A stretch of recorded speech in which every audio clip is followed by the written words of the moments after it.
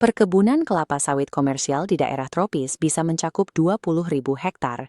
Di bawah kanopi yang tebal, semak belukar tumbuh dengan cepat, menciptakan tantangan logistik yang sangat besar bagi tim pemeliharaan yang bertugas mengelola gulma. Memanfaatkan ternak untuk membersihkan vegetasi ini adalah solusi biologis yang logis. Namun, pemagaran fisik secara ekonomi tidak mungkin dilakukan pada skala sebesar ini. Manajemen memerlukan sistem ternak pintar universal atau USGS untuk menetapkan batas virtual di seluruh perkebunan.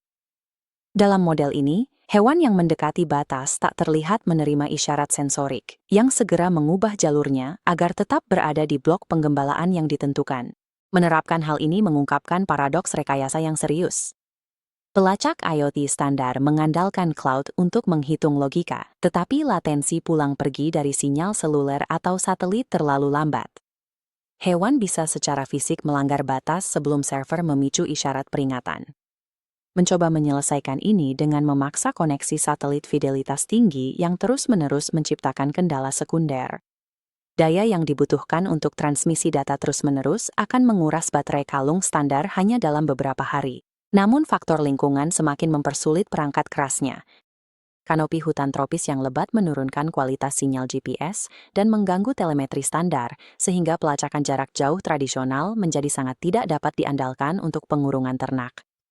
Agar pagar virtual dapat diterapkan, diperlukan arsitektur yang dibangun berdasarkan komputasi tepi yang ketat, pengambilan sampel energi adaptif, dan jaringan hibrida dinamis yang berfungsi tanpa ketergantungan terus-menerus pada cloud. Kalung USGS adalah node tangguh dengan peringkat IP67 yang dirancang untuk bertahan di kelembapan tinggi, panas ekstrim, dan benturan fisik dari kawanan yang bergerak. Untuk menjaga akurasi di bawah kanopi perkebunan yang lebat, kalung ini menggunakan modul GNSS multi-konstelasi. Dengan menarik data dari GPS, Galileo, Beidou, dan GLONASS secara bersamaan, sistem dapat mengoreksi kesalahan multipath sinyal. Tabel teknik ini mengungkapkan krisis energi tersebut. Meskipun prosesor pusat hanya membutuhkan 5 mAh, GNSS multi-konstelasi yang aktif menarik daya sebesar 30 mAh. Jika dibiarkan terus berjalan, modul ini akan dengan cepat menguras baterai yang didukung tenaga surya. Solusi pertamanya adalah pengambilan sampel adaptif. Ketika sistem mendeteksi hewan sedang beristirahat, prosesor akan menurunkan frekuensi pemindaian lokasinya menjadi interval 5 menit untuk menghemat daya. Frekuensi pemindaian hanya akan meningkat ke interval fidelitas tinggi 1 hingga 5 detik ketika hewan mulai bergerak menuju batas virtual. Status aktivitas ini ditentukan oleh unit pengukuran inersia 6 sumbu berdaya rendah, kombinasi dari sensor akselerometer dan giroskop. Mengirimkan data akselerometer mentah langsung ke cloud menciptakan lonjakan radio masif yang menghancurkan anggaran energi. Sebaliknya, kalung ini menggunakan pemrosesan tepi, edge processing, untuk mengategorikan gerakan mentah seperti berdiri, berjalan, atau memamah biak sepenuhnya pada prosesor lokalnya. Node hanya mengirimkan string peristiwa terkompresi yang ringan ke cloud pada interval terjadwal, mencatat total menit yang dihabiskan untuk merumput alih-alih jutaan sampel mentah. Penganggaran daya cerdas mengubah kalung tersebut menjadi komputer tepi yang berkelanjutan yang mampu beroperasi secara otonom selama berbulan-bulan di lapangan. Selain manajemen daya, kalung tersebut harus menjalankan logika penahanan melalui mesin geofencing tepinya. Satu-satunya peran cloud dalam pemagaran adalah menentukan kebijakan. Koordinat target diunggah sekali ke memori lokal kalung, memungkinkannya untuk bertindak secara mandiri. Secara matematis, kalung tersebut terus-menerus menjalankan perhitungan titik dalam poligon, melacak posisinya sendiri relatif terhadap batas-batas yang tersimpan tanpa memerlukan server eksternal. Logika ini menggunakan ambang batas spasial yang meningkat untuk mengondisikan perilaku hewan, bergerak dari zona aman ke zona penegakan progresif. Melintasi ambang batas 10 meter ke zona peringatan memicu pemantauan GNSS intensif untuk memastikan presisi, meskipun belum ada isyarat fisik yang dikeluarkan. Pada jarak 5 meter, kalung tersebut mencapai zona batas dan mengaktifkan isyarat audio 2 arah dari speaker stereo. Bunyi bip terarah melatih hewan untuk menjauh dari suara tersebut.